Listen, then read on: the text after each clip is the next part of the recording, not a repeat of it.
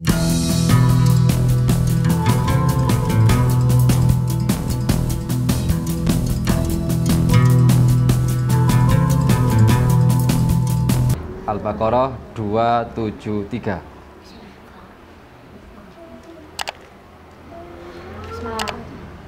A'udzu billahi minasy syaithanir rajim. Bismillahirrahmanirrahim. Lil fuqara'il ladzina usiru fi sabilillah la yastati'una darban fil ard. Yahsabuhumul jahilu aghniya'a minat ta'affuf ta'rifuhum bisimahum yas'aluna an-nasa ilhafa wama tunfiqu min khairin fa innallaha bihi alim. Ayat. Oh ya posisinya. Halaman 46 bagian tengah agak bawah. Terus ayat sekarang 261. 261.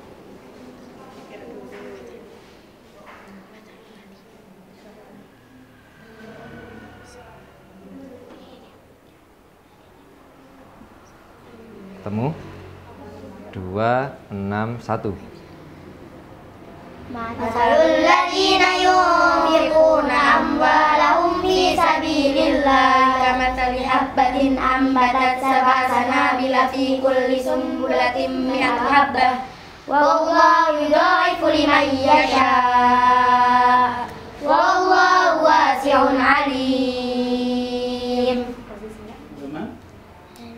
Halaman 44.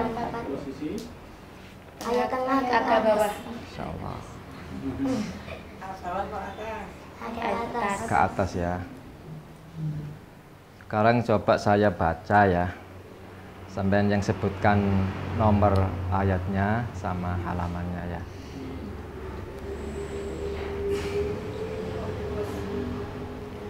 A'udzu billahi minasy syaithanir rajim. Bismillahirrahmanirrahim. Fa in khiftum farijalan aw rukbana fa idza amintum fadhkurullaha kama 'allamakum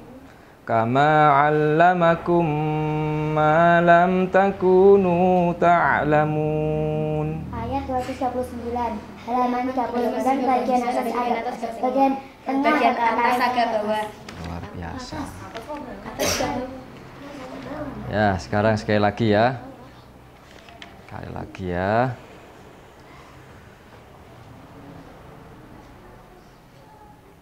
Yamhaqullahu riba wa yurbis shadaqat wallahu la yuhibbu kulla kaffarin athim. 276 Halaman 47 bagian atas agak bawah. Terakhir ya.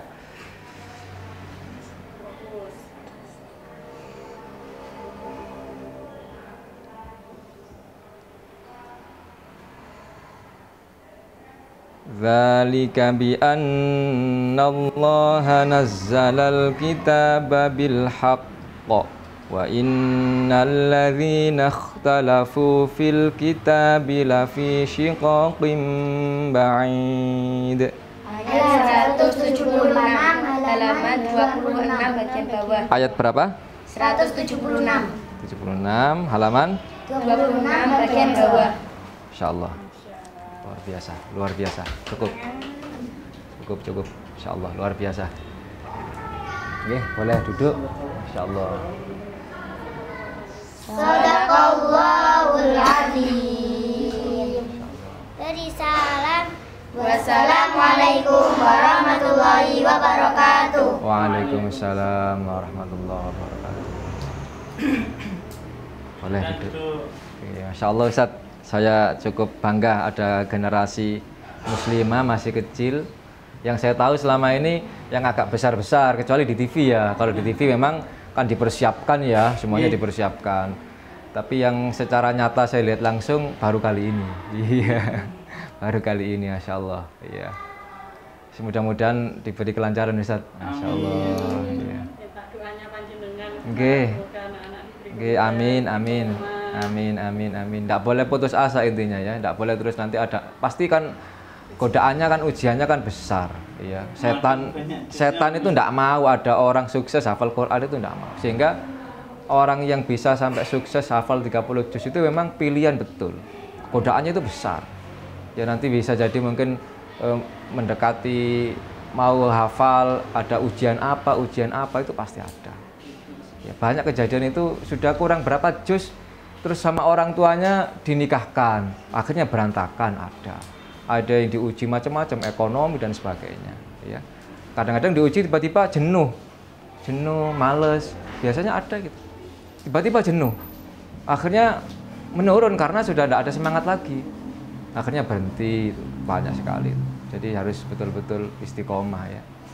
Harus betul-betul istiqomah itu mulai dari niat awal, harus tergantung niatnya. Kalau niatnya kuat dari awal, insya Allah perjalanannya mudah. Tapi kalau niatnya tidak begitu kuat, ya sulit ya. Jadi niatnya ditata dulu ya, diperkuat dulu niatnya.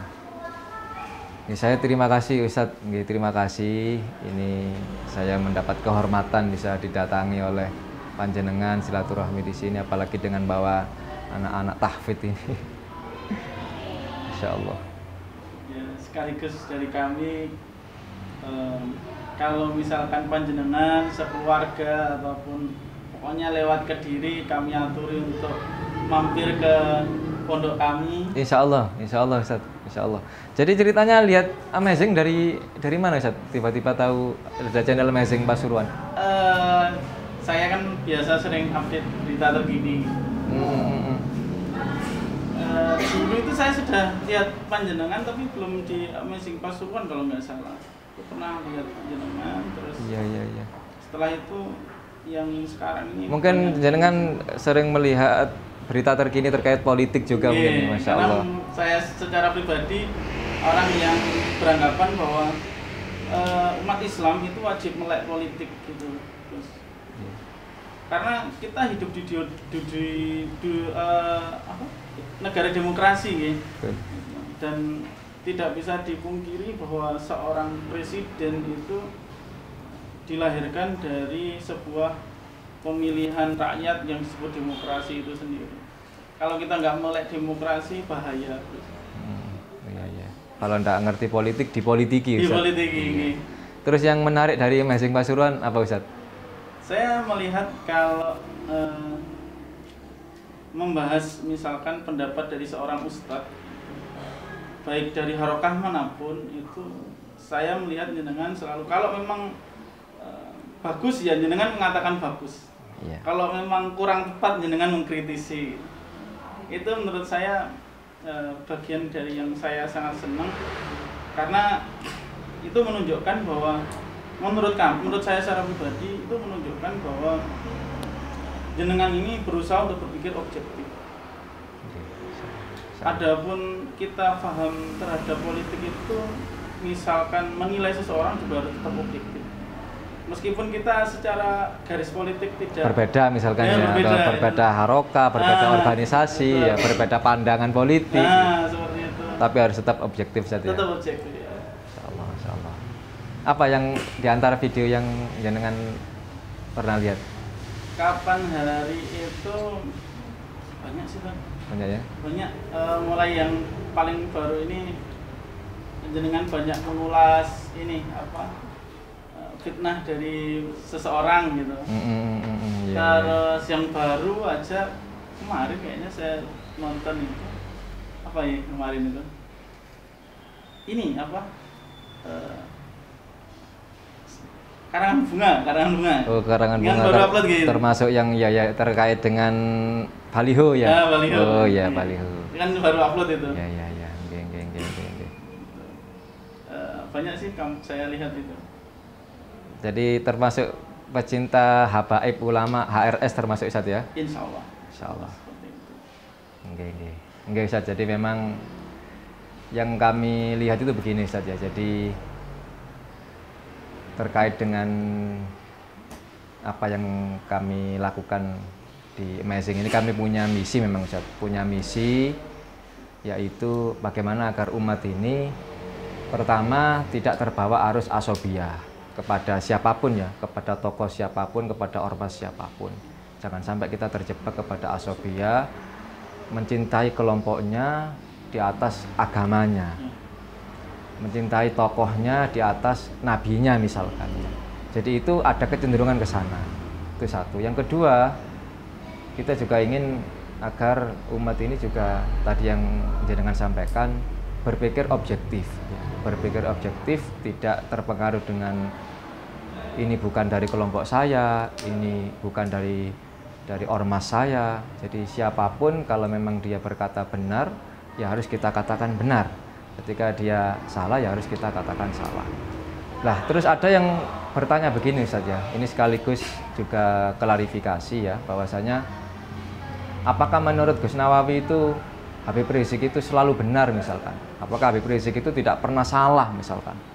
Kenapa kok seakan-akan condongnya selalu membela Habib Rizik Ustaz ya? Nah, ini perlu kami klarifikasi. Pertama adalah Habib Rizik itu adalah dzurriyyatur Rasul, dzurriyyah Kanjeng Nabi Muhammad yang diwanti-wanti oleh Allah dan Rasulnya, qul la as'alukum alaihi ajra illal mawaddata fil qurba. Jadi Kanjeng Nabi itu tidak meminta bayaran apapun dari perjuangan dakwah beliau, hanya minta kasihilah, sayangilah keluargaku, keturunanku.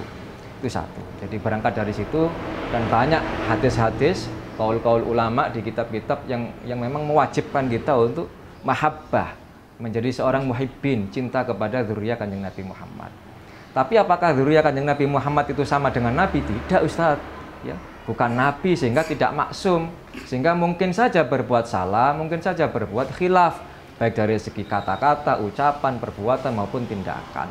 Tapi kesalahannya itu tidak boleh lantas membuat kita membenci Ustaz ya.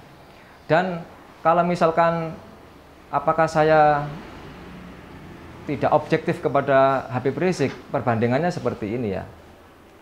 Kalau saya mengkritik Habib Lutfi, tapi saya tidak mengkritik Habib Rizik, itu tidak objektif, karena sesama Habib yang sama-sama bisa berbuat salah dan khilaf. Kalau saya mengkritik Habib Quraisy Shihab misalkan, tapi saya tidak pernah mengkritik Habib Rizik, itu tidak objektif Ustaz. Tapi saya memang didoktrin oleh guru-guru saya secara pondok pesantren, memang bukan makomnya kita untuk mengkritik habaib. Siapapun Habibnya ya, siapapun Habibnya. Baik itu Habib Lutfi, Habib Quraisy Shihab, Habib Rizik ya. Jadi biarlah habaib sesama habaib. Itu satu ya.